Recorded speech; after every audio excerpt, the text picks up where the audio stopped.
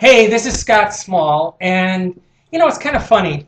When I talk to people that are looking to get started in their own business, a lot of times I hear, you know what, I'm going to give this a try. I'm going to give it maybe 2, 3 weeks, maybe a month, maybe 2 months, maybe even 3 months. And if I don't see the kind of results that I'm looking for, then you know what, maybe it's not the right thing for me. And here's what I got to say to you. When you start in a home business, there's going to be things that are going to come up for you. There are going to be problems. There's going to be things that you're just going to have to plow through. Those speed bumps, those challenges, those things that you just aren't running into when you're working for somebody else. Because when you're working for yourself, you have to be the one.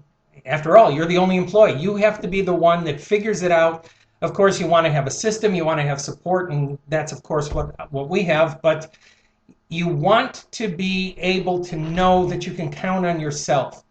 Almost think of it like this. Would you hire yourself? Would you want to be, an employee working for you?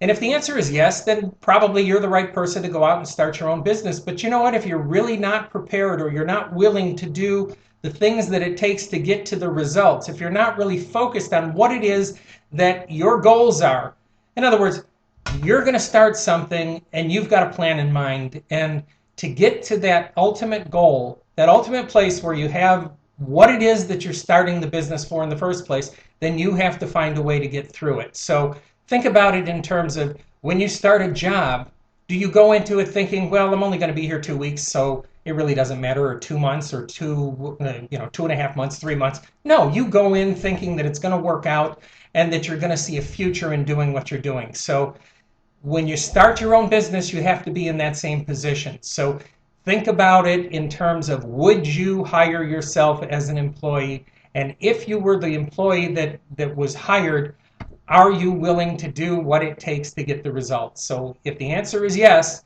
and you see yourself actually plowing through and getting to the results, then that's what you need to think about when you're starting your own business. This is Scott Small, and just wanted to share these thoughts with you because I see it all too often where somebody just puts one toe in the water and says, you know what, I'm going to try this. But you know what? You have to really be in there 150% to get the results. Look forward to working with you, and let's talk again.